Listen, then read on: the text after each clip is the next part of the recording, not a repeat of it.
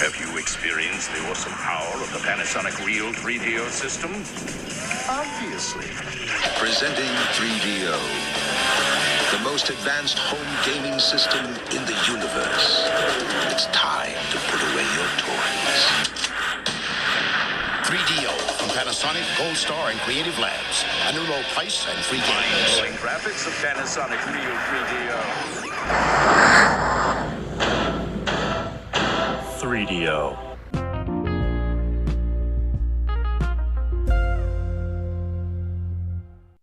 Hello, everybody, and welcome back to the 3DO Experience, the 3DO Retrospective Podcast, where we talk about all things 3DO, the company, the console, and everything in between. I am Bill, and this is Threk. How you doing, Threk? Oh, Bill, I'm doing fine. How are you doing? You had quite a busy weekend. I did. I went to Wisconsin. I went to goddamn cheese everywhere. Like, it's actually kind of funny.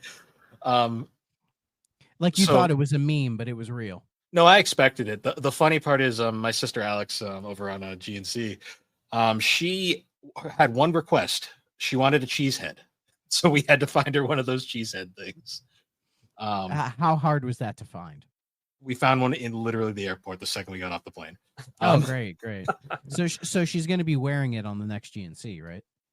Probably, but I doubt the video will be available because, you know, her. But well, when she appears on 3DO, which is, I think, next week, get her to wear it. Will do. But we also have a guest for this episode. We have Jake from the Pre-Order Bonus. How you doing, Jake? I'm doing quite well. It's been kind of a day over here, but you know the day is winding down, so that's good. That's good. Good. So I guess before we start the show, I guess usually let our guest plug their show really quick. Do you want to do that? Yeah, absolutely. So I'm one half of the Pre-Order Bonus podcast, another video game podcast. We do weekly episodes just on games. I would say, especially recently, there's been a fair balance of just like games that we've been meaning to get. We'll pull something out of the backlog. Cameron's the other co-host, and then kind of what's happening, what's relatively new. But yeah, check us out there. That is probably, if you're interested in hearing more about games, that's one way to do it. Nice. And I'll be sure to include links to that down in the description along with our we're all on the SuperPod network anyways, so thankfully that will be there. Yeah. But I guess now our other question we usually ask is like what do you know about the 3DO? Like what's your 3DO experience as we say? My 3DO experience is extremely limited. Let's just put it that way. Don't worry, most guests say that. But so prepping for this episode, Thrax sent me a list of different 3DO games to look at. And I was scrolling through the list and I saw Lost Eden, which is what we're going to be talking about. And I can't tell if this is a false memory or just like a deeply buried memory of seeing this game on shelves. And as a kid thinking, whoa, dinosaurs, that's really cool. So like I say, I don't know if that's a false memory or not, but I have this super vague recollection because this was like, let's see, there's a game I played on the computer a lot as a kid called Monster Bash. If you're familiar with it, it's an Apogee Entertainment game. It's it's on Steam now. I've seen them there's always like a Halloween sale and it's on there, whatever. And I want to say that I think Monster Bash, I don't know where it falls with Lost Eden, but I want to say that I saw the two like in a similar time period of my life with gaming. I'm looking up the cover of Monster Bash now. That looks exactly like what I expected when I heard Apogee. Yep.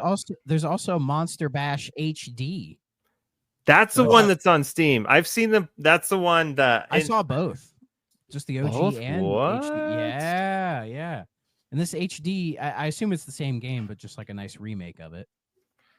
Yeah. Oh my gosh, both are on here, dude. Yeah, it has like a Duke Nukem look, like pre-3D Duke Nukem when they were those like 2D side scrollers. It reminds me of that a little bit. Apogee made those, so that would make a lot of sense. Well, there you go. Yeah, I also played a lot of Duke Nukem around this time, so it all checks out, right? So you're an Apple II kid. Yeah, I guess I am. Nice, That's where these were, right? I mean, Apple II these look DOS. like Apple II, like early Windows type Yeah, you know what? I games. played this on maybe DOS. even Yeah. pre-DOS potentially, but Yeah, it looks like DOS was the main platform for a lot of these games, but Did the Monster Bash HD? I'm looking at the screenshots now. Honestly, does this just mean that it's a little cleaner and it probably fits a lot of different monitors sizes? I think that's what this means, right? play this on like Probably. one of those ultra wide curved monitors, Yeah. and it's just this game. It's just this game.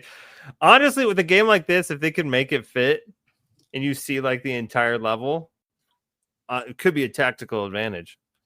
I don't have an ultra wide monitor, but Those I need to zombies aren't find ready, one now, man. maybe. I would love to play like a Mario game where they just like stretch the screen out and you play the entire level in one go. I want to say when they did that PC port of 64, couldn't you get like ultra wide on that? Oh, dude, I think you could. Maybe. I want to say there was a fairly recent one, right? Yeah. Again, probably another false memory. There's going to be a lot of falsehoods coming from this end of the episode, so just hang tight there. Have a salt shaker so you can have lots of grains of salt at the ready. No No worries. problem. We'll sprinkle it in. Yeah. Perfect. But yeah, I guess now probably time for the news segment. Did much happen in gaming? I've been in cheese land, so I've not been paying attention. A few things, but nothing that major. Let's see. First thing I have is Sega accidentally revealed a bunch of sales numbers. So I guess they were doing like a presentation doc, and a bunch of their sales figures got leaked. So if you want to see that, Persona 5 Royal has sold over 7.25 million copies, and it's sold like 1.2 million copies every year since it like came out. Which explains why they keep milking Persona 5 because it keeps selling really well. It's almost like I heard that the Final Fantasy 16 developers say nobody likes turn-based RPGs anymore. Man, you're not gonna let that die, are you? No, because it was the dumbest thing I've ever heard a director say. Yeah, I mean, it would have made sense in like the 360 era. Anyways, Maybe. so they have that. Sonic Frontiers has almost sold 5 million units. That's actually pretty impressive. Yeah, let's see. Yakuza Like a Dragon's at almost 3 million. Infinite Wealth's at 1.6. Man Who Erased His Name is just under 1 million. We have Sonic Superstars at about 2.5. SMT5, including Vengeance, at over 2 million. Team Sonic Racing at 3.5, and even Total War 3 Kingdoms at 3.2 million. So I don't know if I'm disappointed that Sonic Team Racing outsold the Yakuza games to a degree. I mean, it's Sonic, you know. I know. Sonic's the big boy. It's a big seller. I know. And it's just kind of like that one. God damn. It is what it is. But yeah, I mean, these numbers, I'm like, none of them are really bad. No, they're all really I wouldn't good. say- yeah, they're all fairly solid. I mean, I imagine there are probably some corporations that would look at those numbers and think that they're terrible. Squeenix. EA Just gonna or like Activision or whatever, right? Keep jabbing the knife while I'm at it. Yeah.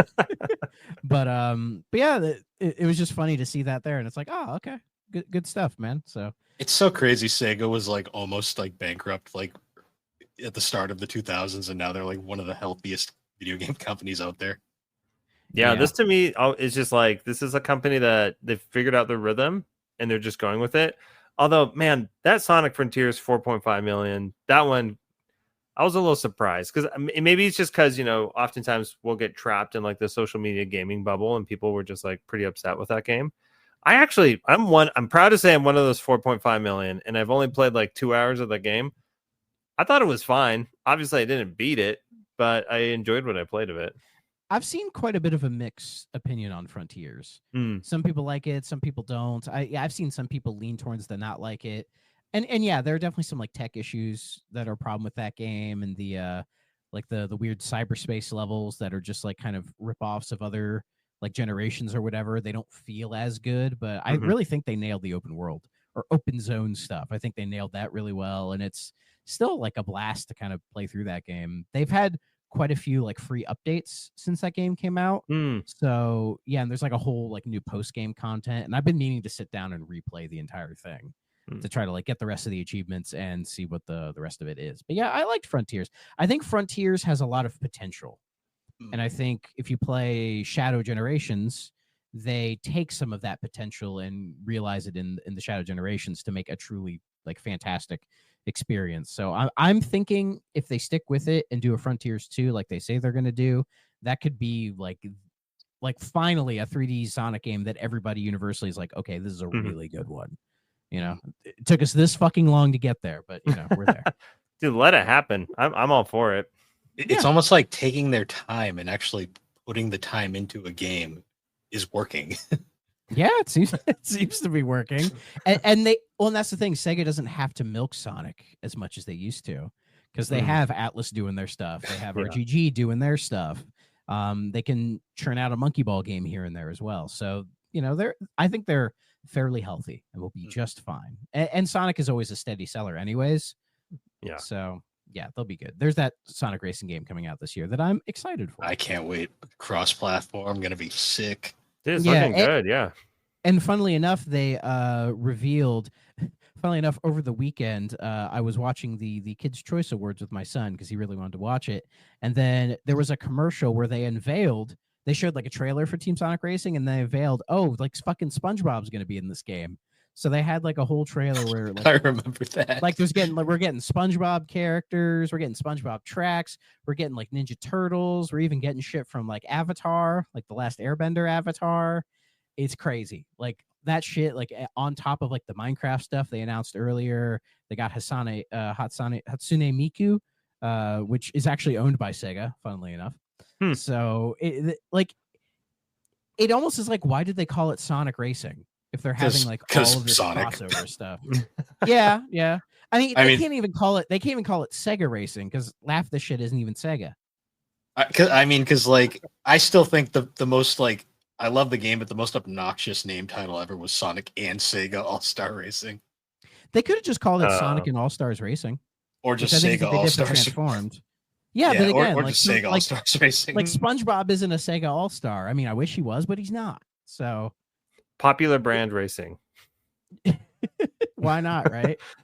So it's funny that our boy Dre from Fine Time hates all this shit. He thinks it's really stupid. Like comparing it to say like Mario Kart World, how he didn't even like the crossover stuff in Mario Kart World.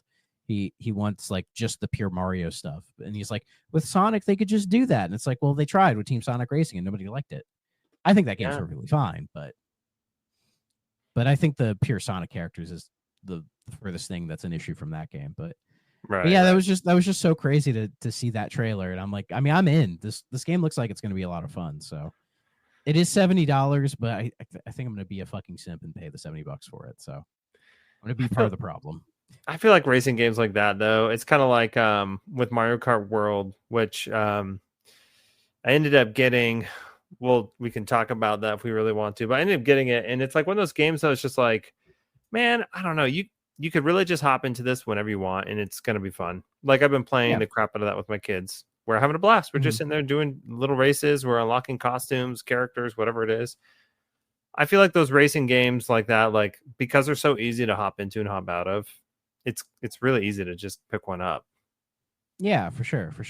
I haven't played Mario Kart World yet because I don't own a Switch. I just don't see the value at the moment for that stuff. So, like I will eventually get it and mess around with it, but you know, for now I'm just gonna wait on it. So yeah, honestly, it's one of those games that like I feel like in the holiday it's gonna be super cheap. There's gonna be some better bundle with Mario Kart World. Although I can't remember who posted this in some Discord that, you know, we're in 1,000 of the same Discords. Yeah. Somebody posted that they saw a used copy of Mario Kart World at a game store. And a part of me was like, how? There's no way you blew through this game already, right? But I mean, there's a chance somebody paid the $80 for it, played it, and just was like, I don't really like this. I mean, you're right. And that's got to be what happened, right? But seeing that post made me think, oh yeah, I mean, the used copies will trickle in. And even though they're going to be a little more expensive than like, I don't know, Xbox or PlayStation games, that price will go down. Yeah, I'm curious do you remember what the price was for it used? Was it like $72 or something? Yeah, something like that. It was 70 something. That is very interesting, but it's just the way it goes, I guess. I think most people went ahead and bought the bundle just to save the money on it. Yeah, that was. But the I've way been to seeing, go.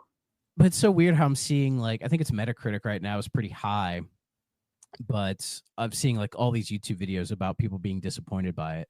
That they're like, I don't like Mario Kart World or whatever. I haven't watched all the videos, but the footage I've seen, I'm like, yeah, I could see why some people would be, because I think when they advertised that like that open world free roaming thing, Mhm. like I maybe I was expecting they would have a little bit more, like trying to say like, oh, it's their Forza Horizon, I think is unfair and not really what they were trying to do.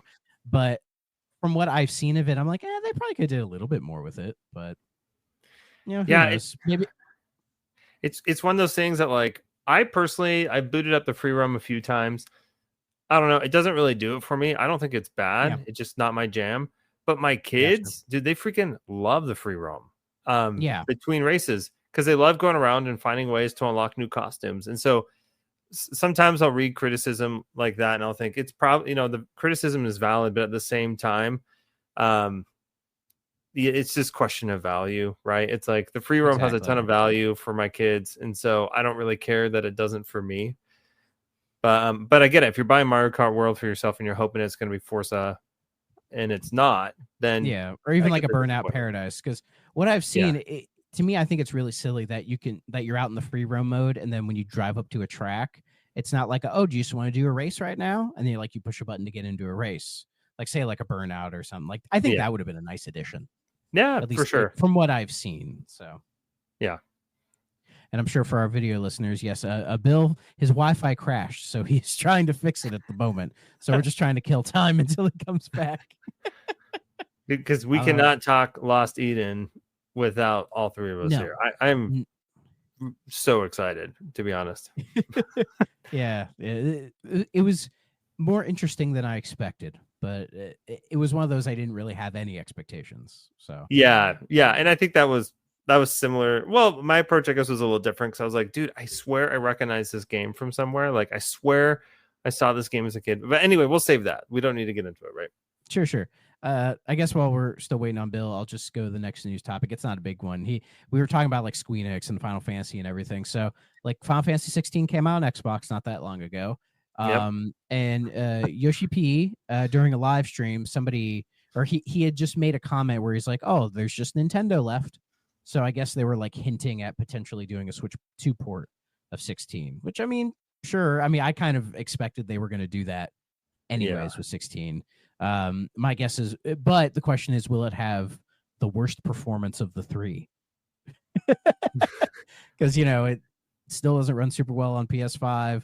Like it has the locked frame rate on Xbox, but they had to like really bump down the resolution for it. So for Switch 2, it's like, how are they going to figure that out? So I mean, who knows? My guess is that might be like a next year thing. Maybe they're I think that's a ways out. Yeah, probably trying to put more of their focus on getting 7 Remake out on everything, and maybe even just working on the final part of 7 Remake, just so they can finally be done with that shit and move on. Am I alive? Yeah, you're back. You're back. Okay. We bullshitted. I was back, we bullshitted the whole time. Died again.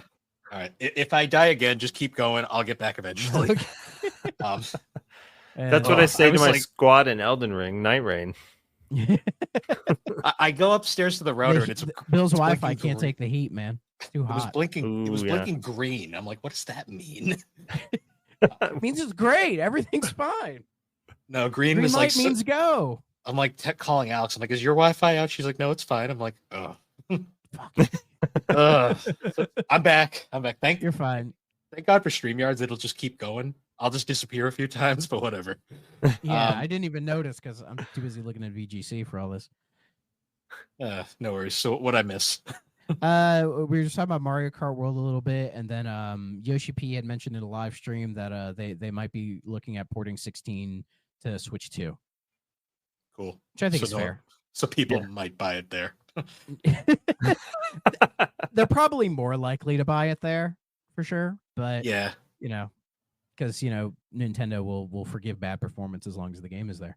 In any case, so that Gex trilogy came out, right? Yes, it did. Apparently, Limited Run has asked Nintendo to pull it from the eShop because it hasn't been working on Switch 2. And yeah, like I've seen a couple videos of people trying to boot up specifically limited run stuff. Like I think it's like Tumba, Gex, and there was another one that I don't remember, but like people were trying to load them up on their Switch 2s and they just weren't working. Like they were just getting like distorted images and just like black screens and everything. So I don't know what the fuck, like why those games aren't working with Switch 2, but my guess is they're eventually working on them right now. Mhm. But that was just weird to see. So I wonder if it's the Carbon engine, right? That they yeah. It was the Carbon engine, which was made by a Modern Vintage Gamer YouTuber. There's probably no chance he's listening to this, but basically the Carbon engine is his like sort of all-in-one emulator that he has like made so that you could put just about any emulated game on it, and then it'll be easily portable to all systems. I wonder if I think because is it was great. I wonder if because it was made before Switch 2, the Switch 2 doesn't like it. That would be my guess, is that's probably Yeah. the Carbon engine not really working well with Switch 2, so they're probably just working on that at the moment. So Seems logical. I have seen a few people who are reacting to Gex for the first time, and I'm just like, oh man, they have no idea. yeah, I was watching a Gertzman, and he was just like, nobody needs Gex, and he was like talking all the shit about Gex, and I'm sure part of it's a joke, but I'm like, I didn't think Gex 1 was all that bad. I don't know. See, most people don't talk about Gex 1. They usually talk about 2 and 3, especially. I mean, you're talking about all of them, so fair. I know 2 because he talks a lot more in 2 and 3. So yeah. Well, there was something he had mentioned about like the re-release itself that I'm gonna wait until we actually get the re-release to talk about it, because I don't want to say it here, but it's something the way he described it. I'm like, if that is how they did it, that's really bad. But I'll save it for that. But anyways, but speaking of games not selling, third-party Switch 2 games have apparently not been selling well at all. The one that's done has done the best is probably like Cyberpunk. But there was one publisher saying they sold even below our lowest estimates, which is pretty shocking to a degree. But most third-party Switch 2 games have posted like really, really no numbers. And I'm like, some people are trying to make the argument that it's like the Switch 2, like the whole game card thing, that people thinking like, oh, the game card thing is really stupid. I mean, it is kind of weird when you think about it. But if you ask me what the problem is, it's a thing that I think is very common with Nintendo systems, and that's third-party games don't really sell well, because Nintendo has convinced people, oh, if you want to play our games, you buy our system. And then if you want to play other games, we'll have some, but if you play it on something else, we don't care. That's been their mentality since the Wii, basically. So like Switch was really the first main console they had where third-party sales were really good. I think a lot of in a that very long time had to do with the whole mystique of like, ooh, I can play, I don't know, like Arkham Asylum on the go, or like all Witcher these 3, games, Doom, all that stuff. But yeah. Now we have the Steam Deck and other contemporaries, and it's like the whole allure of like playing those games on the go. It's kind of gone now. So now the Switch 2 is just essentially a nicer Switch. Yeah, and I think a lot of, and it's all the third-party games are really old stuff. Like it's Sonic Shadow Generations, it's Street Fighter 6, Cyberpunk, Yakuza 0, which has some extra content, which I've heard isn't even really worth it. So, but like all these games have been out for years now, and most people who are buying the Switch 2 are probably already have those games on either like their PC or their PlayStation or Xbox. So, you know, why would somebody like go out of their way to buy the Switch 2 and be like, oh, finally I can play Street Fighter 6 now? It's like you could have played Street Fighter 6 the whole time, probably. So it's something that I just don't think is really that surprising. Yeah, I'm with you. I'm not super surprised either. I feel like really what you said, some of these games are pretty old. They've been out for a while now. They've been out for several years. And if people wanted desperately to play them, they probably have at this point in some capacity, even if it's just like at a friend's house, you know? They've probably seen them somewhere. I'm just thinking about people that I know who are rushing to get a Switch 2. And it's mostly people who, honestly, that were like, I want to play Tears of the Kingdom and Breath of the Wild again. And I want to play them at a super nice resolution and frame rate. Or people were like, hey, I want to get Pokemon Scarlet another go because the game will run this time. You know, like, the conversation's always been about these first party titles. And and just about that upped performance. And of course, the people that I'm listening to tend to be within this like gaming bubble, of people who are like involved in podcasts or just like this is one of their main hobbies, whatever it is. Yep. I just think that like, yeah, I mean, nobody is associating Cyberpunk with Switch with Nintendo, and they haven't for years. And so the fact that it like came to it finally, I don't know. I just think that Venn diagram, there's very little overlap. People who are like really holding out for Cyberpunk to come to Switch. I think Cyberpunk got a lot of media attention because I think Nintendo really wanted to push that's like, oh, this like really demanding game that's like working now. It's on our system. And and maybe it's like kind of associating with like when Witcher 3 came to Switch, that was a really big deal. And people were surprised at how well it runs. I mean, the first time I played Witcher 3 was on the Switch. I still have my Switch copy, even though nowadays I would just play it on my Xbox, but it was like really impressive to see. So I think it's like that connection as well. But yeah, like people I've been seeing getting the Switch 2, they're wanting to play Mario Kart World, or they just want to see, their older Switch games running on better hardware now. Like I've been looking up being like, oh, like how does Bayonetta 3 run? How does Astral Chain run? Like these games that like when I eventually get a Switch 2, I would like to play through them again, or even the small little backlog I have of Switch 1 games. I'm like, I'll probably just save it for when I get the new console because they'll run better.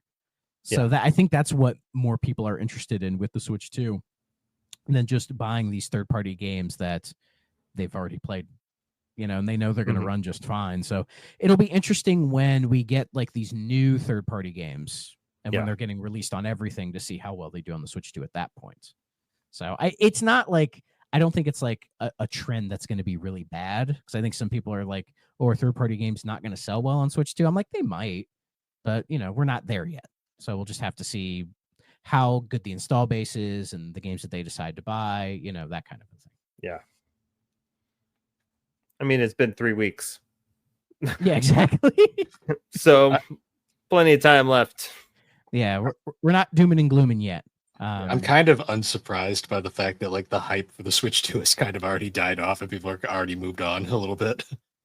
I think it's because we were ready for Nintendo to have a more powerful machine. And now that they do, it's like, okay, fine. We're all good now. And we could just kind of move on and keep everything going as normal. Yeah. At least that's what it feels like to me. I agree. I think having those rumors that they were working on a Switch 2 for how long now? I don't know. God. Like it started with the Switch Pro, which the Switch Pro rumors started before the Switch even came out. Like people were asking Reggie, like, is there going to be a Switch Pro? And he's like, the regular Switch hasn't even come out yet. What the fuck are you talking about? Hold on. Yeah. Yeah.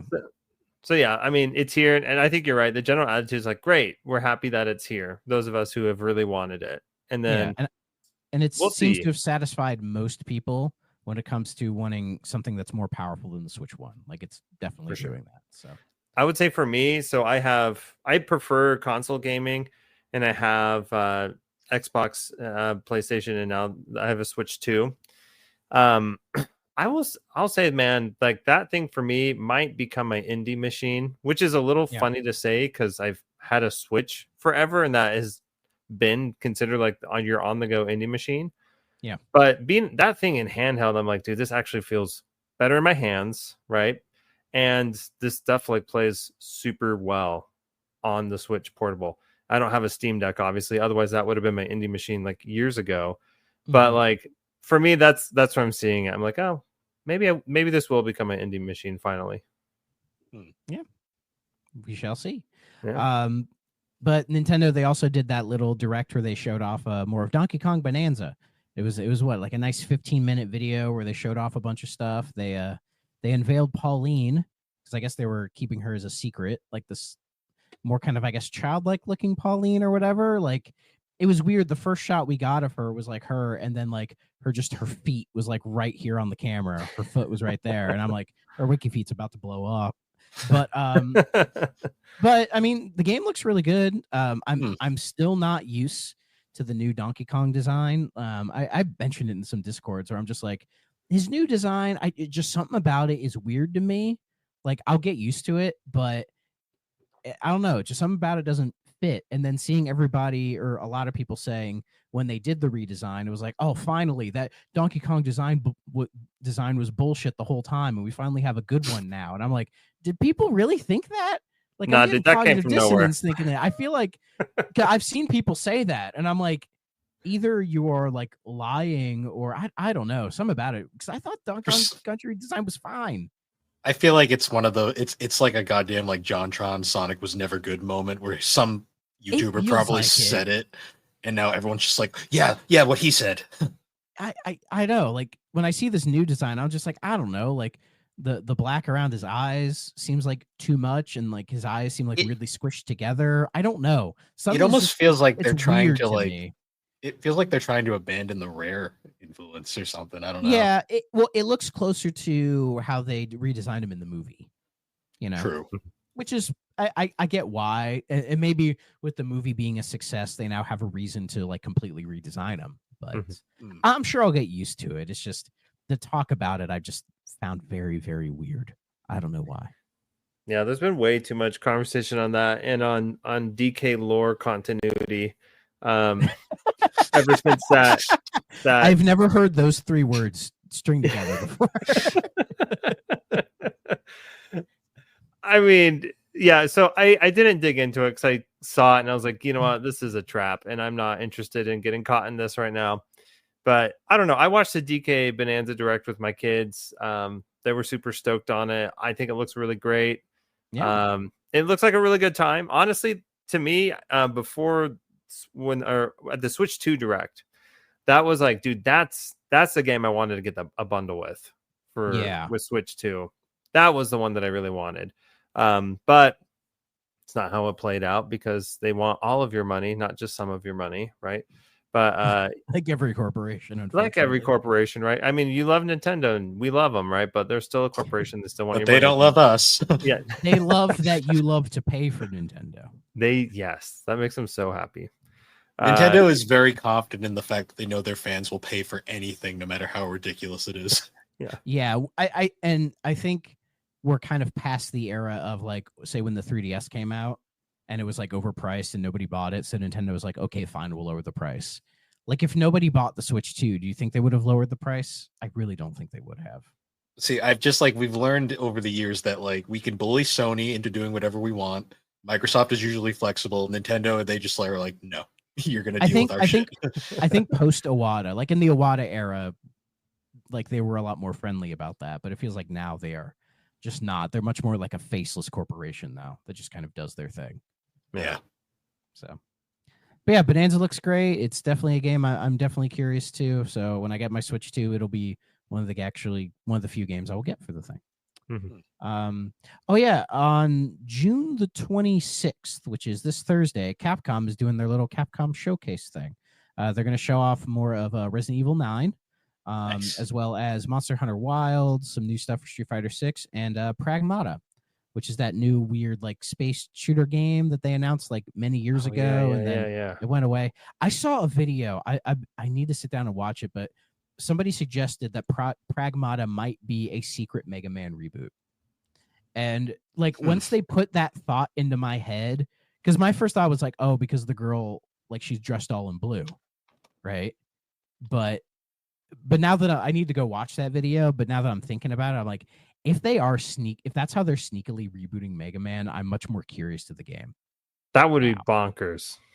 Yeah. So it's just now that idea is in my head, I'm like, I don't know if I can shake it, but I mean, it's a fun thing to think about for sure. Yeah. I don't know. I like the thought. I think Pragmata looks cool regardless. It looks very interesting, and Capcom is they're in like a new golden age where they're just really hitting hard. So any like new things they want to do, I'm like, yeah, let's go for it. I'm curious to see what they do. And Resident Evil 9 looks great. So it's a sequel to Outbreak, I think, or it's like related to Resident Evil Outbreak, because I think like the main game character, that nobody played. Yes. Yeah, but like the main character, I think, is like related to the main character from Outbreak, or at least that's what I learned. Oh, and that is very curious of them to do. That's like making like a sequel to like Survivor or like Dead Aim or something. Dead Aim, yeah. Like making them canon, making them fucking canon now. Yeah, we can't get a Code Veronica remake, but we can get this. Yeah, we get a sequel to Dead Aim. That would be something. Oh, that's so funny. Oh yeah, we were talking about Sega. I should have did this earlier. Sega has made 9 of its mobile re-releases free before they are delisted. So I guess they've had a bunch of their like classic games on iOS and Android devices, but recently 9 of them have been now. They're just making them completely free before they discontinue the games. They haven't said when they're going to be discontinuing them. So if you're interested in playing Crazy Taxi, Golden Axe, Shining Force, Sonic CD, Sonic 4 Episode 2, Streets of Rage 2, Super Monkey Ball, Sakura, and Virtua Tennis on your phone, now would be the time to grab them. I have not, because I have no interest in playing these games on my phone. But I think it's like kind of related to when Sega delisted a bunch of stuff on like Steam and consoles that was like retro stuff, because I think it's hinting that Sega is going to be doing something with their classic catalog, like rebranding it in some ways. So I don't think that plan will be like shown off this year. At least I'm not expecting that, but I think in the near future we'll see what they're planning to do with re-releasing their old games again. I was just curious. I went to go see if I had any of these downloaded. Apparently, I downloaded Phantasy Star, Shining Force, and Crazy Taxi at one point. So that's fun. I'm assuming you with Phantasy Star. I mean, I love Shining Force. I just don't know if I'd ever play it on my phone. I mean, I have Final Fantasy VII on here too. I'm like, when am I ever going to play that on my phone? Yeah, let's be real here. Yeah, exactly. I tried playing a bit of DQ1 on my phone, and it's like, I mean, it's a very good mobile port, but like, am I going to play a 10-hour RPG on this thing? No. Yeah. No. So, let's see here. Warner Brothers or Warner Games has now like split into like 4 different divisions or whatever. Yeah. So, yeah, Warner Brothers games, they've restructured into divisions dedicated to 4 key franchises: Harry Potter, Game of Thrones, Mortal Kombat, and the DC Universe. These are weird things to do. Like, I get like, Mortal Kombat's a big thing. Harry Potter, because Hogwarts Legacy did super well. DC Universe, they're always going to try to make some kind of DC game go in the future. Game of Thrones, I find a weird choice, because do people still give a shit about Game of Thrones? I've never cared about it in general, so I can't tell you.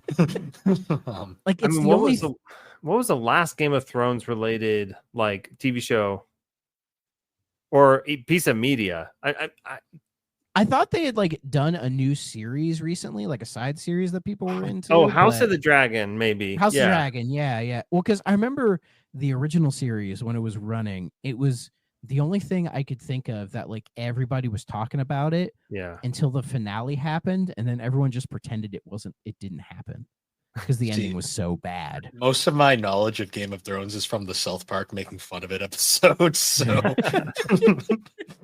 yeah. I think they announced a Game of Thrones game fairly recently.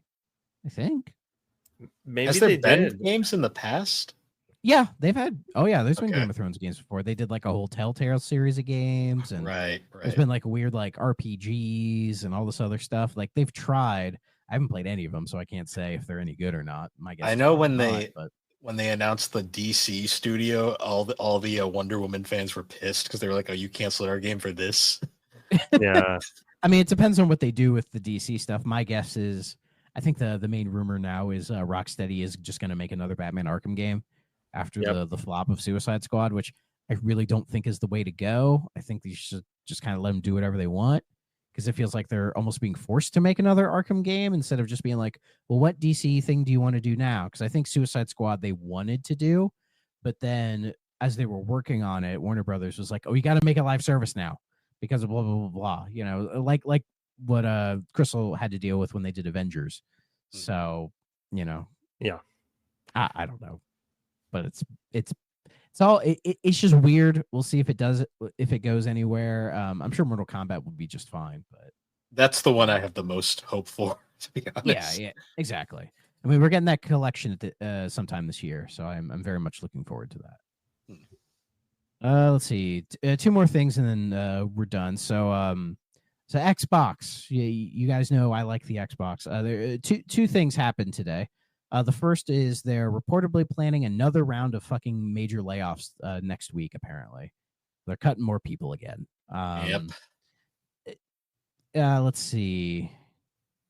I don't think we have like a number or anything, but still, Microsoft again cutting people, which I think is just really dumb and really shitty, and it's just another long line in the it's like trendy to lay people off right now, and it sucks. It's gaming built up way too fast, and now they're suffering from the repercussions of it, which sucks.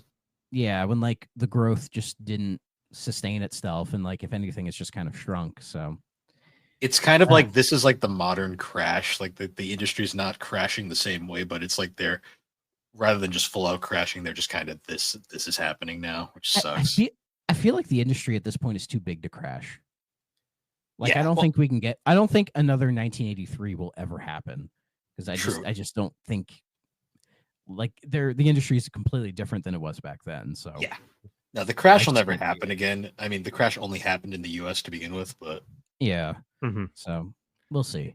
It's definitely I feel like just based on stuff that I've read, it's a lot of CEOs chasing that pandemic high when everybody was at home and buying video games and trying to create models that are sustainable and between quotes heavily there sustainable, right? But trying to create models to keep up with those numbers.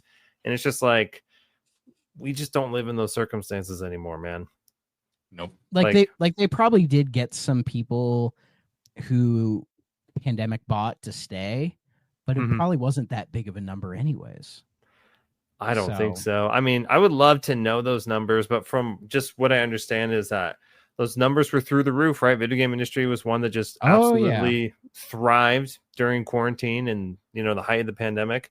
And yeah, we just don't live those circumstances anymore. So yeah. And now the companies, instead of just like making things like a fairer price to try to get more and more people, they're just raising the price on everything so that the people who are in and aren't going to plan on leaving will just pay more money for it. Yeah. It kind of feels that way. Trying to turn more customers into elephants, which I think is like, that's not sustainable either. Like the bottom's eventually going to cave out on that one. So we'll see.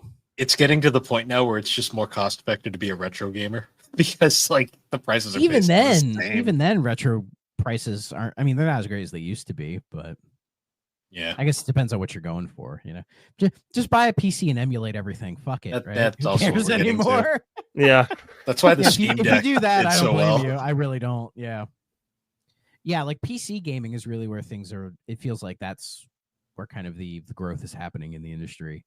Because I think it's just because more and more people are getting more savvy about building PCs, and of course with like the handheld PCs, people are more willing to dive into that because then they learn like, oh, just with like how emulation has gotten so much easier now. Like with RetroArch, it's almost plug and play. So a lot of people just will install RetroArch on their thing and they're like, oh, I can just do all this shit. It's crazy. It's great. Like props to everybody in the emulation community who has like spent the years working to get this running as smoothly and efficiently as possible. So dumbasses like us can just press 2 buttons and start playing an old game. Yeah. Like props to those people. They're the unsung heroes. God damn it. Last thing, I just thought this was interesting, which was another Xbox thing. Apparently, they're releasing an Xbox branded MetaQuest. So it's like a MetaQuest 3S VR headset that I guess it's like if you buy it, it comes with a limited edition Xbox controller, 3 months of Game Pass, and all that stuff. It's interesting. And I guess it has like integration with like Game Pass and everything. And the way they showed it off was, if you play an Xbox game on a MetaQuest, it just simulates a big TV in front of you with the VR set, which I don't think is what VR sets are made to do, or I don't think that's what people would want to do with them. I don't know. I mean, I would like to give VR a try. It's just I've always been worried about like, do I need a PC that's like powerful enough to play these games in the first place? And will I get motion sick playing these things? Because I have pretty bad motion sickness in general. So I'm not sure if VR would trigger that for me. And I don't want to spend all the money to set it up and then realize, oh, I can't do this because I will vomit after playing 10 minutes of Half-Life Alyx. Like, I don't want to do that. So, like, I've messed around a bit with like PlayStation VR. Like, I don't own one, but I've like tried them out. Yeah. It's cool. I don't like the idea of playing video games with a helmet on. That just never appealed to me. Yeah. They were touting VR as being like the future for so long. That now we're here where VR is a normal thing, and most people are just nah. Yeah, most people are like, I don't want to have this stupid thing on my head while I play my video games. Yeah, no, it's still just too niche. I think it found its corner of the market, and it's not nearly as big as some people expected. Like like you said, people were saying that like this is the future of things. I played let's see, I had a friend who got a VR headset. I played 2 games on it. There was like this Star Wars game that was fine, I guess, but Fruit Ninja, that was a lot of fun. But it's still like at the end of the day, to me, just felt like kind of a niche gimmick way to play video games. Maybe someday it'll take off, right? It seems a little strange to me that Xbox is jumping into it, like what feels like this late in the game, but then again, it reminds me a lot of Kinect, where it's like they kind of just hopped in at the end of the train, and by then no one cared. Yeah. Well, I think it's just like they're just putting their like logo on just like a Meta Quest that was coming out anyways. It's a little bit similar to what they're doing with the ROG Ally, though I think that Xbox ROG Ally has more like proper Xbox integration in it. Yeah. I'm not sure how much this MetaQuest has, but it's part of their like everything is an Xbox thing, where they're just like, oh, you can play Xbox on fucking anything. They're like, as long as you're playing our games, we don't care where you play them, which seems to be their thing going forward, which I don't think it's necessarily a bad thing, but it's one of those we'll see where they're at in like 10 years. Yeah. To see if this really paid off for them. Yeah, I would say that the VR thing for sure falls in line with what their current push is right now. And hey, honestly, that might be what just works for them. If you can subscribe to Game Pass on MetaQuest, hey, that's another set of people that might just become, long-term subs to Game Pass, and Microsoft is totally happy with that. If you really want to play Sea of Thieves on a MetaQuest headset, more power to you. Yeah. The way I'm seeing it is obviously not counting Nintendo, because Nintendo is always going to be Nintendo. Yeah. The way I'm seeing it is the way gaming is going. I get a feeling in a couple of years, or probably the next generation, we're going to pretty much have the way you decide your console is literally just going to be, do you like this or do you like this? Yeah. That's basically going to be it. Because when Xbox did the whole thing of like, oh, our next console, it's not going to be tied to a single store, and seeing all of the internet response around that has been very interesting, I think. But I genuinely think with the next one, like if they can pull it off, this like true console PC hybrid thing, if they can pull that off, it would be like, I think generational, and would be like that next big leap that like I think even PlayStation would have to be like, okay, fine, I guess we gotta open our shit up to Steam too. Like I could if it works, I don't see why PlayStation wouldn't do it. I have a feeling Sony is, people like to give Sony shit, but I do think they are watching, and they're seeing how this goes. Well, they're putting more and more of their stuff on PC these days, and like Stellar Blade came out on PC and did incredible fucking numbers on there. Like I think it's their best selling like PC port that they've done so far. Which some people have attributed to the weird Gooners, which is probably that. But even beside all of that, like it's done incredibly well. Yeah. And so Sony's taking note of that, and they're like, oh yeah, we need to do more and more of this. I didn't even you have that small pocket of people who are going to get really mad about it. I've seen some of those people, but I think for the most part, people are just like, yeah, do it. Who fucking cares? I just had that horrible thought of Stellar Blade on PC. Oh god, the mods. Oh, they're already there. Mods. The mods were prepped probably months in advance. They've already done the work. I believe it. I had that thought. I'm like, why would it do so well like that game? And I was like, oh no. I was like, oh no. It's weird how that argument hasn't gone away. It's like, no. like people are now like trying to be like, oh, are people really being this weird about like the Gooner people with this game? And it's like, I only think it's weird because the Gooners decided to make the game a fucking political statement. Right, if they're just gooning by themselves in the corner about it, I wouldn't give 2 shits. Which, to be fair, most of them probably are. There's just some weird. That's fine, ones. But the vocal people are just, those are the ones who weird me out. Like enjoying this polygonal model somehow like is like going to save Western civilization or some stupid shit. I'm like, you all really need to get outside. Gamers gonna be gamers. That's all. Yeah. So, but anyways, that was all the news this week. Not a lot of crazy stuff or anything like that. But the only other thing I have is because this is tradition, we did get new music on the Nintendo app. Oh, okay. Oh, let's see what we got this time. What's the new stuff? What was it last time? The So I last think thing we did did we do it last week? I don't think we did. they didn't add anything last week. The last thing they added was Clubhouse games. That's right, yeah. Which I actually kind of like that sound. I mean, I like that game. This is actually a So- pretty cool one. So Hold on. Scrolling through. I always have to look to be like, well, fucking. This is a cool one. Am I missing it? it's older, It's not Zelda 1, is it? not that old. Okay. Because again, I say this every time. Every time I look at it, I always have to go, what's new? Because they never tell you what's new. And whenever I look at it, I'm just like, yeah, that's what I expect. Like, should be I'll there. give you a. I'll give you. Oh, a hint. Yoshi's Story. There you go. Yeah. Yeah. That's a fun one. An average game. What I've played of Yoshi's Story, I thought was all right. It didn't blow my mind. In fact, I think it was the first game I played on the N64 NSO. Because it was like right there. And I was like, oh yeah, let me check that out. And It's a very safe. It's probably the safest Yoshi game. yeah, it's just a Yoshi game. Yeah. So you take it or leave it. But I'll still say it. It's cool we're getting the music, but my God, Nintendo is doing this in the weirdest way, the most Nintendo way possible. Yeah. At least we're getting one a week, so they've been fairly consistent with it. But like again, as I said, every time I see it, I'm just have to go, what's new? Because I just assume it's there already. I still remember my favorite was like when it was. What was the one they added? One that I remember it being like, really that Was it Clubhouse or was it no, like Brain Age? No, it was the Street Pass music. I was like, That's oh, cool. right. Yeah, the Yeah. Street Pass is weird. That was a weird choice. Street Pass, and then like the Wii channels. I was like, yeah, sure, why I not? think the Wii channels were there at the start, weren't they? I don't feel remember, like they to be honest. added some later.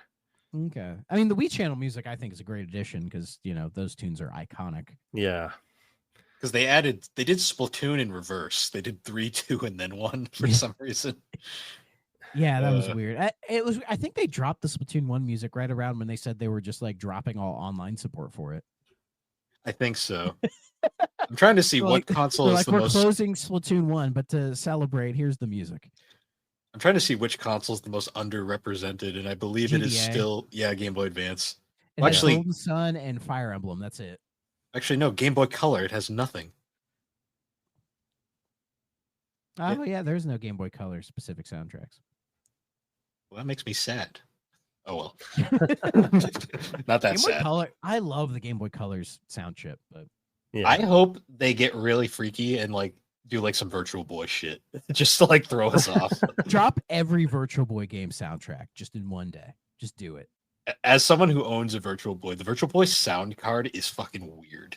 Like especially when you're actually it's playing one. I've listened to some of those songs, and yeah, it has very specific sound hardware that they never replicated anywhere else. Maybe that's just because the Virtual Boy is like their only true 32-bit console. Game So that's why it GBA. has its own. Oh, that's true. But GBA didn't even have any dedicated sound hardware. So, Yeah. but anyways, let's finally get to the game this week, which is Lost Eden, which was an adventure game developed by Cryo Interactive, published by Virgin Interactive in March of 1995 for the 3DO, DOS, the Macintosh, and everyone's favorite, the Philips CDI. Woo. Go CDI. So it was weird. Like probably the first game in a while that like when I looked up the game on Wikipedia, the developer had a page. I was like, oh, Hey, okay. they are.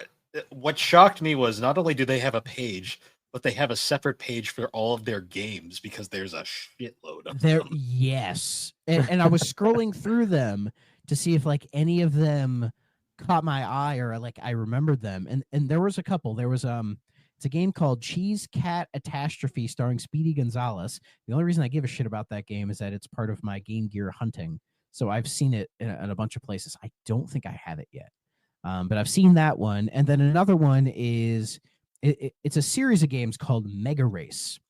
Mega Race, yep. Yeah, because I remember the first one. It was in last week when I was talking about Daedalus Encounter with like Spoody and everything. He had mentioned Mega Race, and he described it as a fairly bland car shooter hosted by the painfully unfunny Lance Boyle, which is the character's name portrayed by an actor named Christian Eriksen. And yeah, I've seen clips of it. But that game did get a 3DO port, so we can talk about it in the future if you want. But outside of that, yeah, like Cryo, I didn't recognize anything other than they made the Dune game. That's like their claim to fame. They made a Dune game, yeah. I never played this Dune. I haven't played any Dune game. I think they made like the first one back before Dune was like relevant again. Yeah. So Jake, you had mentioned you maybe have like a weird memory with this game. So did you play this back in the day? Man, so when I booted this game up and I heard that soundtrack, which is by far my favorite part of this game. It's like really good. Dude, it is freak, like they went hard. Like way too hard. Like I'm not even gonna too hard. So the composer's name is Stefan. I'm not even gonna attempt to say that last name because I have no idea. He's French. Stefan Peak, maybe. Peak. Sure. Whatever. Apparently he passed away in February of this year. So R.I.P. to a legend. Wow. He also did a ton of Cryo games. Yeah. Cryo. It's weird. It seemed like it was like a French institution in a way because it was a French gaming company that was started in 1989, lasted till about 2002, and then was acquired by another Canadian, so like half French. Company named Dreamcatcher, who then, and they were around until 2011, and then they were acquired by THQ Nordic. But it also says that a lot of their stuff was acquired by Microids, because this game, for some reason, trying to emulate the 3DO version is like impossible. Like I tried multiple different ROM files, multiple different emulators, and the result was the same every time, which was the title screen would come up, and then it would just crash. Nothing. So I was like, I even said to Bill, I'm like, fuck, I might not be able to like play this game. But then I just happened to look, I checked my abandonware, and they're like, oh, you can buy it on Steam and GOG. I was like, oh, okay. So I went ahead and bought it on GOG because it was on sale. And yeah, that's how I played it. But anyway, sorry to interrupt, Jake. You were talking about it. No, you're good. I mean, yeah, I booted up the game and that music came in, and I was like, dude, I don't know if I'm just having like a quasi-religious experience right now, or if a memory's being unlocked. Like that music, I was like, dude, whoa, what is happening right now? I'm not used to something like this in a game like this. But yeah, I could have sworn that at the very least, because as I was playing through it, was it Eloy, the one dinosaur that's narrating, right? Oh, I am very old. Yeah. like he's that. Very old, but then like in the game, it's like a younger version of him. Yeah. He's like recounting this epic tale of Adam, right? I saw his face and I was like, dude, I swear I've seen this somewhere. And so what I think is that I saw this just like at the store at some point, and I thought it looked cool because it was like dinosaurs, and I was a kid and I was really into dinosaurs as a kid. And I was like, oh my gosh, a dinosaur game you can play on the computer. And so this part, I'm speculating as much. I probably begged my parents, like, dude, can we get this game? And my parents are probably like, no. Like, what is this? They look it up and they probably see like, what is it? The Kobu tribe women. And they're like, no, you don't get to play this game, So it's rated kid to adult, but they had fun drawing that lady. That's all I'll say. They had, indeed they did. They had a lot of fun. But yeah, man, I swear some of those images, though, I wish I could, like, I don't know, perform some sort of hypnosis and figure out where exactly how I understood this game. I don't think I played it, maybe, but I definitely like recognize it. Those dinosaurs. Yeah, I mean, this came out in 1995. So yeah, it was kind of like during that like dinosaur craze that was started by Jurassic Park like 2 years prior.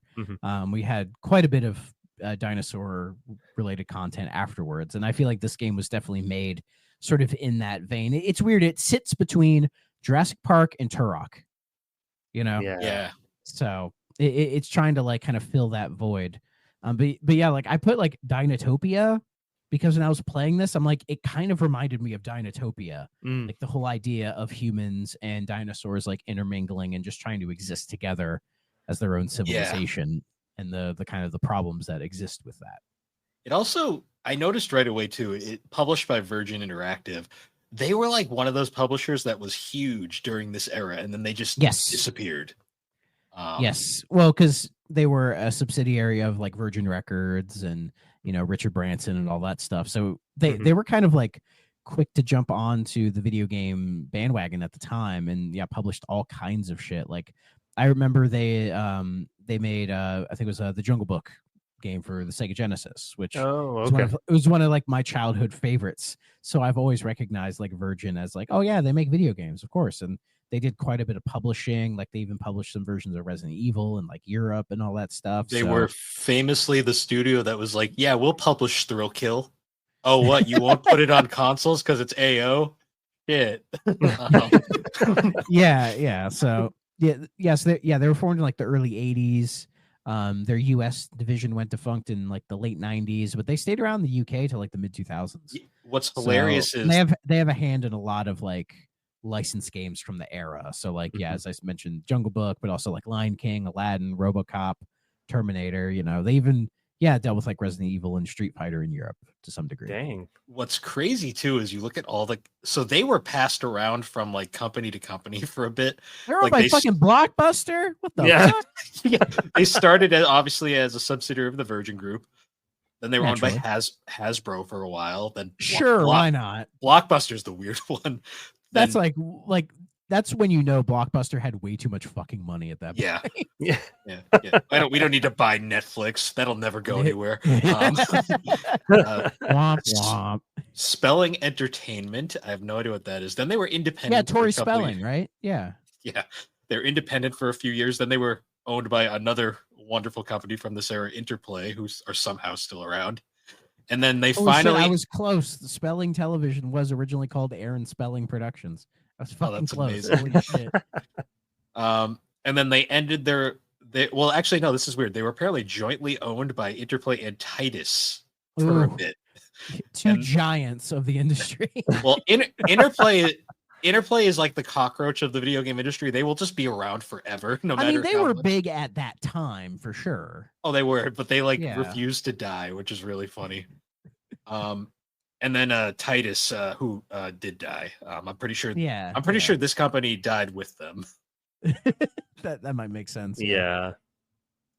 But that's the weird history of Virgin Interactive. Yeah. And kind of Cryo, because we mentioned Cryo a bit, and the version that is on Steam and GOG is published by Microids.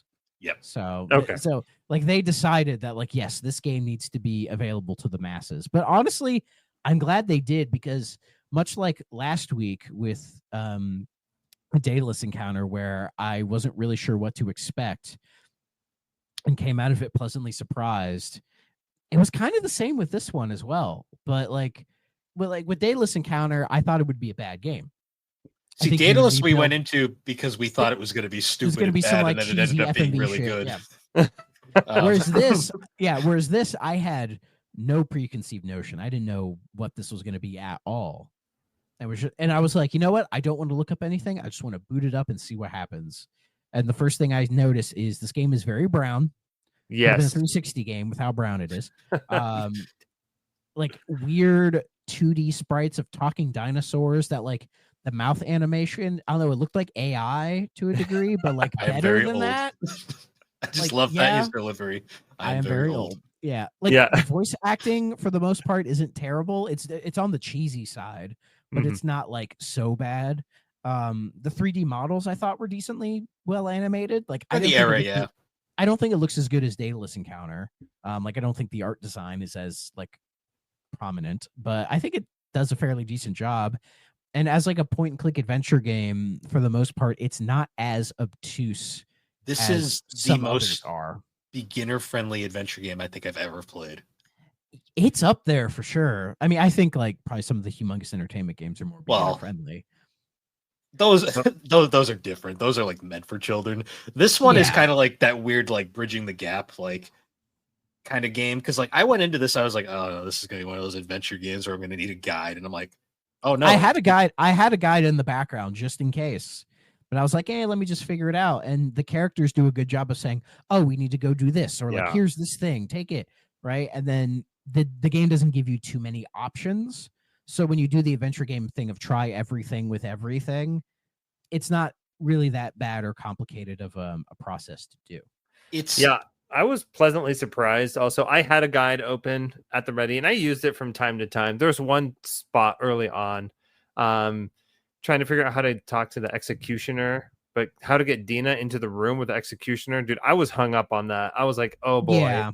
I don't know how I'm gonna do this. But like, once I got out of Citadel of Mo, I was like, wait a second, this game actually has a pretty free-flowing gameplay loop, and like you said, like you can always go to the bank of characters in your party and you just talk to them, and they'll just like tell you like, oh, we need to make friends with these dinosaurs. And I'm like, okay, I'll go find them. And I actually found myself really enjoying actually doing that weird sort of like grid based, like searching through these different valleys and then finding the different things, collecting items. I was like, you know what? This works. Like, yeah, I don't know. It held up a lot better than I was anticipating. Yeah, it was like surprisingly open-ended, because when you get to like the first area, they just give you this big plane to look at, and you have like all these different options of where to go and what to do, and you interact with various people, and yeah, I was surprised at how like involved it was. And it's like it's made decently well. Like again, the soundtrack was really fucking hard, and like the presentation wasn't bad at all. I'm not a big fan of Thug. Thug's a little weird. Dude, is it weird that like found apple, Thug happy? Like, yeah, Jesus Christ. Is it weird that I think the most boring character in this game is the main character? I mean, he doesn't do anything. Yeah, he he's squat. He just has that dumb smirk the entire game. I mean, he's like the Avatar character, like in RPGs where your protagonist is a faceless, nameless protagonist. Well, he has a face and a name, but like he doesn't do anything. He's just the avatar for the player, basically. That's what they do. And I love, like, at any point in the game, you can just click on like that little bit where all the characters are, and you can just see kind of like the sitcom title card shot of them. Just kind of like glide through it, which I always thought was kind of cute that they did that. Yeah.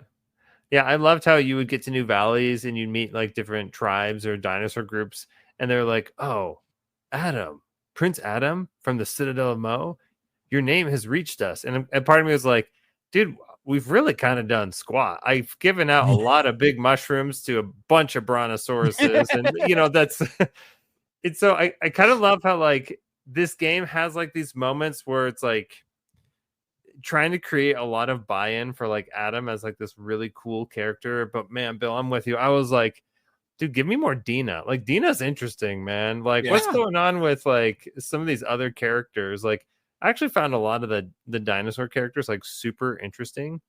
Yeah, for sure.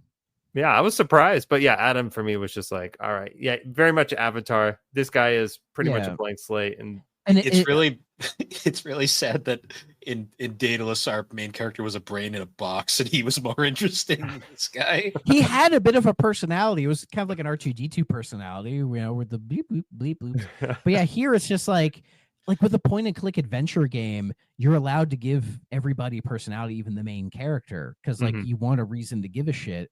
And yeah, you just don't care about this guy at all. Like they give him Adam, which is just like a generic name. Well, I think it was supposed to be a play on like Eden. Yeah, I know what the name Adam implies. I do. You know what it kind of reminded me of too? Like this game, I got a lot of, not so much like exactly the same, but like I got a lot of vibes like with like Myst to a degree. Like this is like a more beginner friendly Myst in a lot of ways. I could see the Myst influence for sure. Like it has more like nicer transitions between each place than Myst does, but I can see that like trying to create this like new interesting world that you just kind of want to like get lost and explore in. But this game doesn't really have the same kind of like puzzle or moon logic bullshit that Myst has. No, Myst is definitely a much more like advanced. Myst is a guide game. You need a guide. Yeah. The thing with Myst is more about like you have to kind of piece together the world just by playing. This game is very much more like it's almost impossible to fail at this game because the game really doesn't want you to fail. That makes sense? It is holding your hand, but not like in a Nintendo way. Like, yeah, or in like a condescending type of manner. Mhm. It's just kind of keeping you. It just wants to keep you involved in the loop. My guess is probably the developers played a bunch of point-and-click adventures and realized that like, oh, people get frustrated because the game doesn't do a good job of keeping the player informed with the current objective and where to go next. So it felt like they made that a priority here. So like, say when you're in the Citadel of Mo, like you're in there for maybe 20-30 minutes and then you're out. And then you're in the game, kind of a thing. Like it's like you don't have too many places to look. You can't talk to everybody. You can't interact with every little fucking thing, and that really is to the benefit of the game for sure. Yeah, I definitely agree, man. Yeah, once you get out of Citadel Mo, I really started enjoying it. Just being able to cruise around, and I think kind of coming back to the hand holding, I felt like when you talk to characters. So, for example, at one point, you need to recruit the Velociraptors to help you against the Tyran, and this part kind of cracked me up. I think it's one of the chiefs from, what was it, like the Uluru, which that one dinosaur pronounces like Uluru, which threw me off every freaking time. I was like, okay, I'm not reading it like that at all, but like whatever. Anyway, that guy's like, oh yeah. The Uluru guy is just like, oh yeah, they want gold. And I'm like, dude, these Velociraptors are just straight up mercenaries then. And like that moment to me, I was like, okay, I haven't encountered gold and I don't know what to look for like exactly, but I know that I at least can go to these grids to try to find it. And then I went to my characters and I asked them, I was like, or I just talked on them. I spoke to them. And then I think it was Dina that was just like, oh, gold. We need gold for the Velociraptors. I'm pretty sure that's typically found near rivers. And so like it was holding my hand. It was like, okay, you need to find like rivers and check those areas. But what I liked about it too is that like when I went to the river area, like there was nobody chiming in saying anything else. It was just the game fully trusted that I was going to explore the rivers thoroughly and look for something different in one of the river images. And sure enough, I found some gold and I picked it up and I could kind of move on. And then from there, I don't know. I just felt like it was really easy for me to memorize that. Like, okay, from here on out, when I need gold, I can look in this location. It'll take me not that long, like a minute or so to flip through these things. I find it and I know what to do with it immediately. So I just felt like the game did a good job of helping me store information in my brain. Yeah. It's not like modern games now where you have to go do an objective and it's always there in the corner. Like, oh, go do that thing, where it's like, I'll get there. I'll hang in there. Or if like you're solving a puzzle and you're maybe 1.196 seconds in and they already tell you a hint or how to solve it. And it's like, you can trust me to figure it out, guys. I'm not stupid. Yeah. So like this game, like it respects your intelligence, but also understands that it is like a fantasy world. So there are certain things it informs you on to kind of meet you halfway. But like with the voice acting stuff, I remember when you go in the Citadel, when you go to that guy that's, you say he's like the executioner in the prison or whatever. Yeah. He's like, like he's talking really weird. And Dina's like, oh, I can translate that for you. Okay, he's just yeah. And it's like he's just saying like, hi, how are you or whatever. And you're like, that's what you got out of that? Yeah. He says like two things. She has this whole paragraph, like, oh. Yeah. Or like, and she's like, he says that he has no use for the tablet that you're showing him. Yeah. I don't know why when I got to that thing, I just immediately thought of like Family Guy, like that joke where it's like, all right, Peter, we're going to give you these two voice clips. You're going to tell us whether it is Icelandic singer Bjork or Bobcat Goldthread. And it's like some like weird like thing, and he's like, oh, that's got to be Bobcat. It's like, no, that was Bjork. No, it reminded. If anything, that voice reminded me of Frankenstein and Young Frankenstein. Yeah. Oh yeah. Like, it reminded me more of that. I can't tell if that was meant to be funny or not. It's hard to like, say. Was this meant to be a comedy bit or not? But like, even if it was, it doesn't hurt anything. You know what I mean? Yeah. No, and I think that's a good point to bring up. I kind of played the game and I understood it as like it was trying to be really serious. Like we're going to have this kind of extended metaphor here of like, hey, with our powers combined, we put aside our differences, we can take on the Tyran, We create Captain Planet. Yes, exactly. And we win the day, right? Like, so yeah, the Morcus Rex. What a name for a villain. I love it. What a name. Dude, early on in the game when you are in the Citadel and you like I'm thinking it made me think of Lord of the Rings, like the Palantiri, like communication with Morgus Rex, and he's just yeah. dude, he had a line in there. I should have written it down. I knew when I heard it, I was like, dude, I need to write this down because this is a crazy line. It was something along the lines of like, I look forward to breaking your brittle bones with my teeth. I was like, dude, what a line right now. This guy, like, I just felt like they really put their heart and soul into the writing and voice acting for something that on its like, I don't know. I just felt like it was taken seriously, I think. Well, Yeah, it's yeah. kind of dark at points too. Like there's the whole like backstory of Adam's great grandfather, who was like apparently this whole architect who built this whole society. But then his grandfather is the one that split them apart. He was the enslaver, as he's known. And I'm just like why is this so dark? Like, and I think it's because like some of his family was murdered, so like they like closed him off from the outside world, kind of a thing, to where it's like, oh, you can't see it until they like show until like the wizard and like Dina, like they come to the throne room with you to be like, no, Dad, it's fine, like blah blah blah. Yeah. And he looks at it and goes, well, you've made a convincing argument. And it's like, you haven't convinced them of anything. But like, sure, we gotta get the ball rolling, right? Because it's like you look in the tablet, and then Morgus Rex does this whole bullshit where he's like, plead for mercy, it'll make the killing of you sweeter or something. And it's like, this guy's fucking, and his design is like insane. But I kind of love it. It looks awesome, dude. It was that it's moment metal right there. As fuck. Yes, yeah, dude. That moment I was just like, all right, like I'm bought into this game at this point. Like that one line, I'm really kicking myself for not writing it down, but I was like, dude, they just decided to try to make this guy the hardest like mofo on the planet. He looks like something out of like a JRPG that like you'd fight at one point. Like a secret hidden like evil boss or something like that. Yeah. I think the seriousness is more of a tribute to like European game design, because I feel like American game design, I think it's just we naturally throw in a little bit of like irony or like satire. Like we all are kind of like, yeah, we know this is like kind of stupid sometimes, and I think that can definitely hurt games. But I think Europe is a lot better about like presenting things like no, this is like legit. You just have to, kind of meet it halfway. And I think even Japan's pretty good at that to an extent, but sometimes they go so far out that it kind of comes back around and becomes silly. But I just think like American game design really, sometimes we just can't help ourselves and make things like funny and goofy and jokey. Like sometimes we just can't help ourselves. So yeah, like there's a big difference between the humor in this game and then say like I keep bringing up Dalladus, but the freaking drinking out of the toilet scene. Yeah, that's not a European joke at all. Yeah. It was legitimately funny. Yeah, but credit to Daedalus Encounter, like for the most part, they do take it seriously. Like there's winks and nods here and there, but it's not bad. Yeah. But like Lost Eden does not have any winks or nods at all. But I kind of respect that.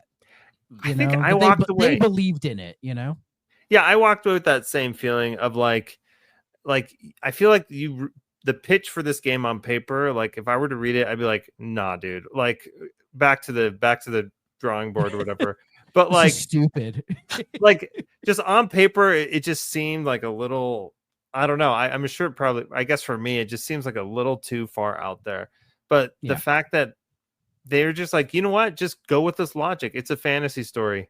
Deal with it, and I love that. And like, I respect that too. It's just like, you know what, like you might think this is like ridiculous, like, I don't know, anthropomorphic dinosaurs, Dina's wearing that crazy necklace on her, whatever. I don't know. Dinosaur anatomy. They have like pretty plain English accents, Yeah. There's like, hey, I'm gonna help you. They don't give them weird voices. They just talk normally.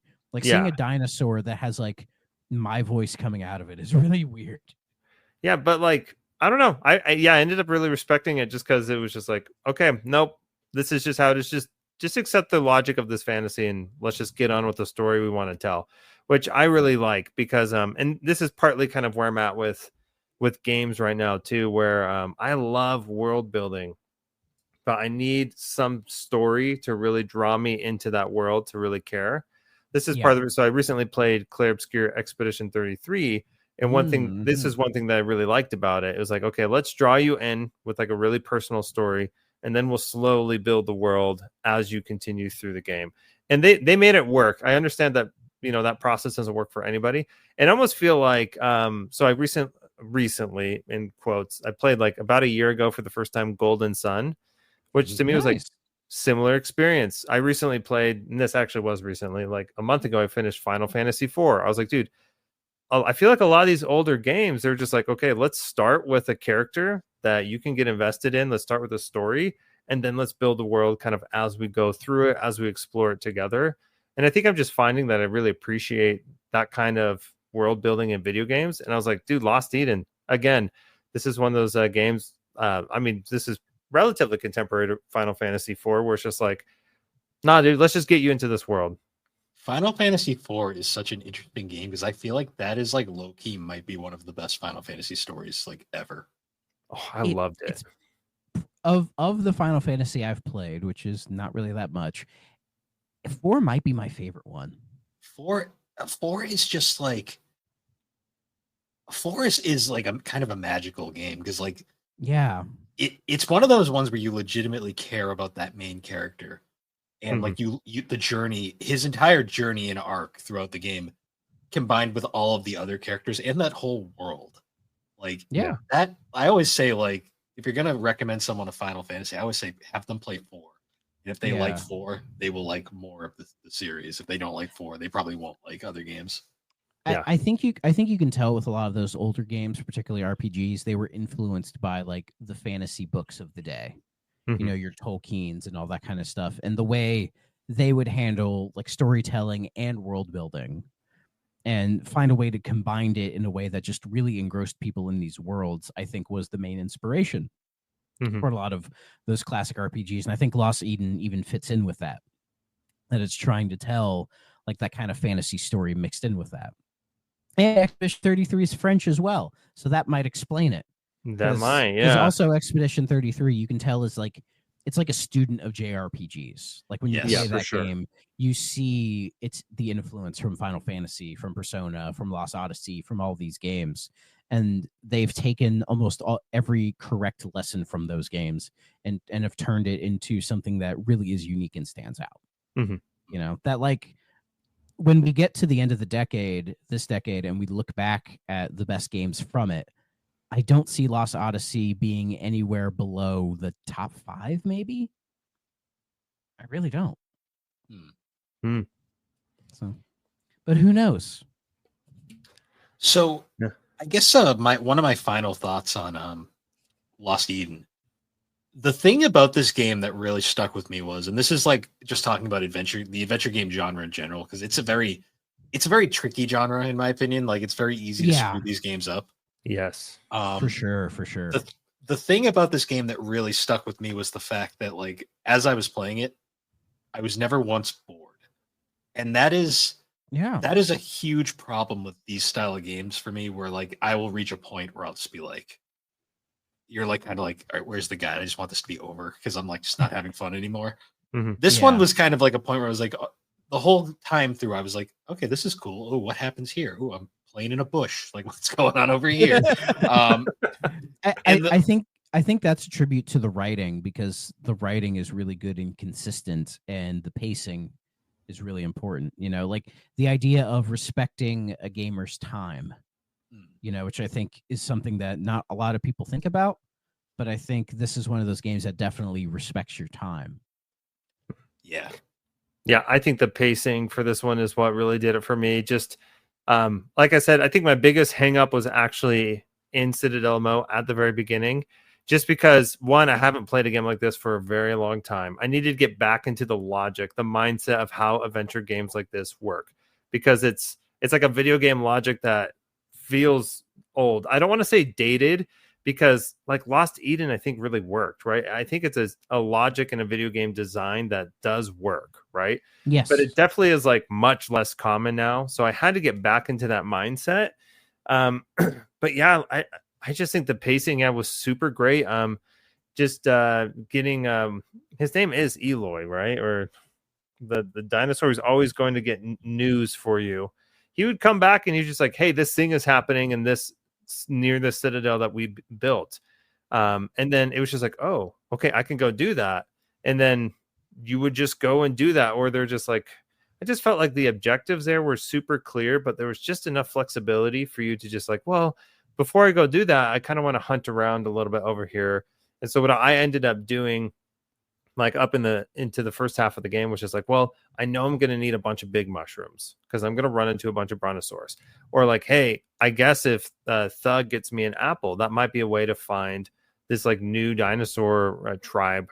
And so I would just spend that time kind of collecting and then moving on. But like narratively, there was always something happening. And even though it may have felt urgent, it never felt like it took away from how I wanted to make my way through the game, if that makes sense. Yeah. So that to me, I thought was just super impressive. Just like, okay, there's always stuff to do. And once I understood like, okay, these are probably the items I'm going to need to find before I do this event, I'll just take a few minutes and hunt them down. And then I'll go over there and see what's happening. Yeah, totally. So I was actually looking at the reviews for this game just out of curiosity, and I love looking at like retrospective reviews for older games and like what people thought back in the day. This one is fun because we actually have a set of reviews for the PC version and the 3DO version separately. Oh, whoa. Yeah, I don't think any of us played the 3DO version. Is that right? You all play the PC version? Yeah, I played it on Steam. I played on Steam. Okay, yeah. I'm curious too if the 3DO version, like any differences between it. But so what's interesting is looking at the reviews, like for the PC version, like All Game gave it 4 stars out of 5. Next Generation gave it 3 stars out of 5. Computer Game Review gave it a 91. CDI apparently reviewed it at an 89. Because I guess CDI reviewed their own games. Cool. I mean, if you look at that CDI library, this probably stands out as one of the best fucking games for it. Yeah. Yeah, but most of the reviews just basically, this is kind of one of those games that seems to be very acclaimed for the time, and like the people who played it really enjoyed it. I see why. I really do. What's interesting though is, so Next Generation notably gave the PC version only 3 out of 5 stars. They gave the 3DO version 4 out of 5 stars. Whoa. Which is interesting. And EGM gave it a 7.625 because of course they did. I hate that they did that. I know. Reviews for the 3DO version were mostly positive. Pretty much everyone unanimously praised the pre-rendered graphics, the full voice acting, and sharp full motion video cutscenes. Full motion video quotation marks there. Yeah. There's no real people in this game. But I'm looking at a YouTube video of the 3DO version, and compared to the PC version, it's pretty like 1-to-1, I would say. So that might be why it got high praise, because seeing like the idea that this is running on 3DO is like genuinely one of the most impressive things on the system. Yeah, and all the reviews are like super glowing. Like it's interesting too because this didn't come out like. At first, I was thinking maybe this game predates 3DO a little bit, and that's why the 3DO version is solid. But I'm like, no, this game came out like towards the end of 3DO's lifespan to a degree. But I guess like it was just optimized well enough because the 3DO, for what it was a fairly powerful system for the time. Ironically, its 3D capabilities were probably its weaker aspect. Yeah. Depending on who you ask and who the developer was, but I'm honestly really impressed that the thing with this show, and the more and more we go through these games, is I'm more and more impressed by like the random gems we've discovered that are like we go in with zero expectations and come out being like, holy crap, this was a good time. I feel like it took us a while to get to this point where we're actually like finding some of the gems, because we've played some absolute dog shit on this show. We did. We also we also took out a lot of like the obvious choices very early on, like we did our Need for Speeds, our Road Rashes, our Gexes. Yeah, and those kind of set high bars because a lot of those games are still fantastic. Because like early on, I'm thinking like hidden gems, and I think our earliest hidden gem was probably Icebreaker. Like that was just a really cool puzzle game. But now that we're really kind of digging into like the really obscure stuff, like we're getting cool games like this, the Daedalus Encounter, Monster Manor. Hell, even Twisted was a pretty cool time for what that is. Well, Uh, we always reference Twisted. But my question is, how does Lost Eden hold up to Cyberdillo? Ooh, that's tough. That's real tough, man. Oh God, I was not prepared for the hard hitting questions. Yeah. Well, there's not enough. I will say, soundtrack wise. No, am I kidding? This game soundtrack blows that out of the water. The only thing about Lost Eden I didn't like was the cursor, like the way it's like constantly rotating. Oh, dude, cube. that drove me. So I have to. So I have to spend way too much time going. What am I doing? Am I going forward? Am I going left? Like, what the fuck am I doing? Yeah, like that's the one thing that I'm like, that's really stupid. That was artsy fartsy for the sake of being artsy fartsy. Yeah, I'm glad you brought that up because sometimes I would like hold the die, I guess that's what it is, right? Like over something, and I'm like, wait, do I have an eye icon or an arrow right here? And then I'd like move it. But if I like move the cursor too fast, like I would think I got an eye somewhere, and I'd like go back. I'm like hovering, circling, like, okay, what is it? Can I interact here? Yeah, that drove me nuts. Yeah, that's a form over function type thing. Yeah. Mm-hmm. But in the long run, it was probably only a minor complaint at worst. Yeah. So yeah, it was the only thing I could think of to complain about with the game. Yeah, like it was just honestly a really solid time, and I guess that perfectly leads into our little must play, stay away segment. I'm gonna just flat out say this is a must play on the system. I'd say.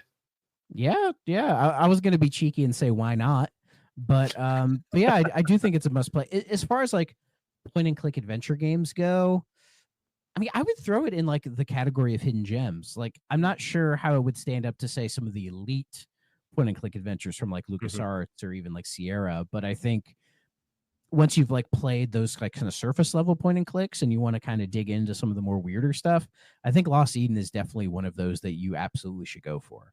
So if you are a fan of point and click adventures and haven't checked this one out, go for it. I see why Microids went through Cryo's entire back catalog and was like, this is one of the games that deserves to be like made available for people to play. So they made a good decision for once. Good job, Microids. Yeah, I think I would echo that. I agree. Like, surprisingly, like, pretty easy to get into for an adventure game from this time period. Like I said, it's been a long time since I played one of these. It took me a second to get into the mindset, but like, even like coming back to a game like this, like there was plenty to do and plenty to really enjoy, and it did a good job of just kind of explaining how to play the game and how to get through it.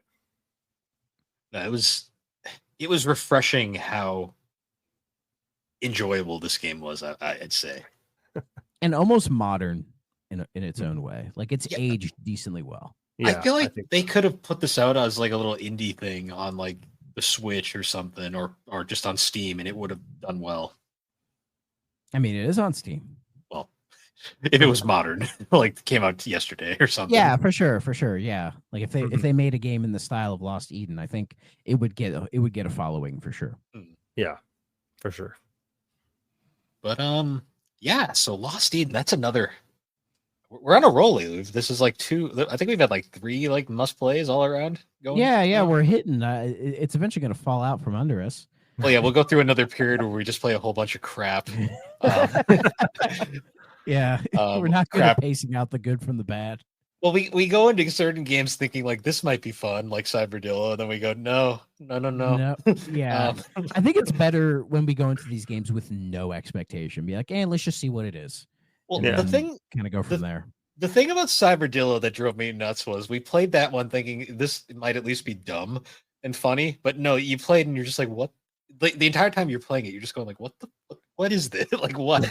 It wasn't even enjoyable at all. It was just like it's like probably one of the best video game definitions of nonsense. Like yes. Like I felt like an old man. Like this is just a bunch of noise. Yeah. Like there's nothing here, man. Like it's bad when I'm like thinking like I'd rather play Petanque because at least Petanque is sort of interesting. Petanque has its moments for sure.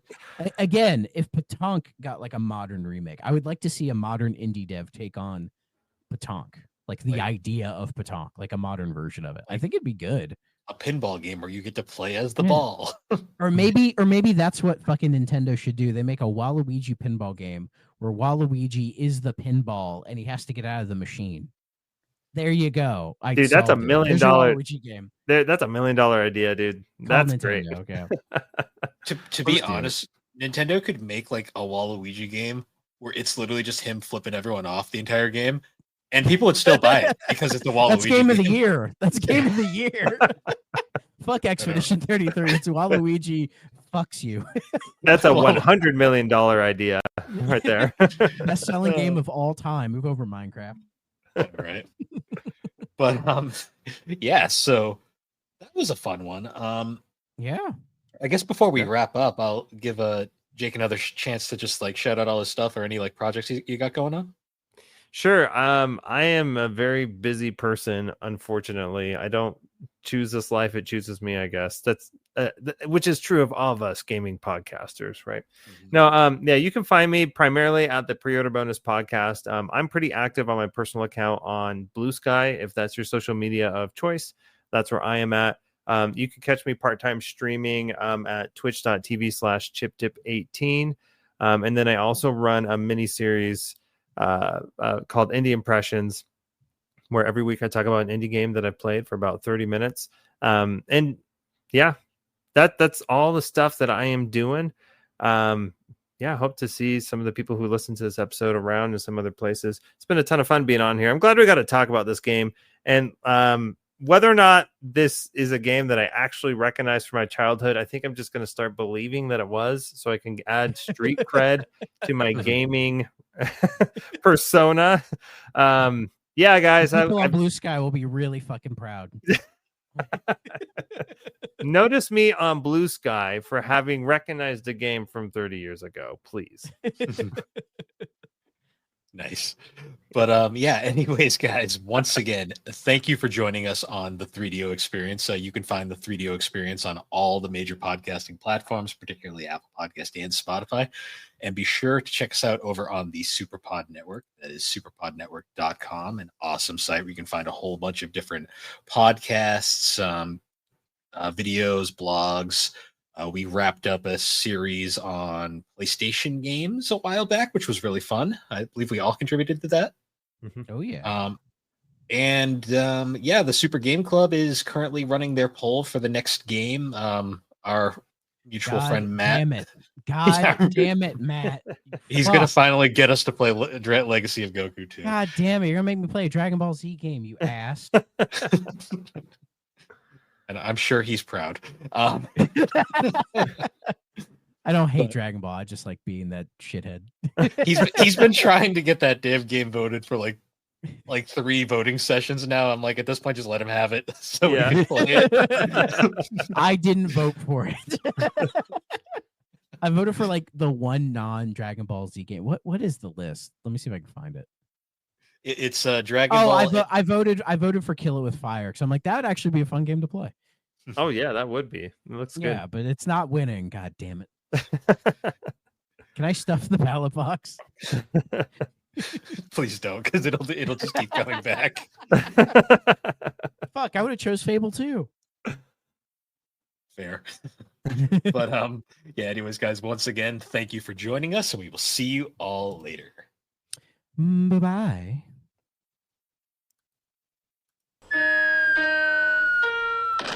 If you're not playing on a 3DO system,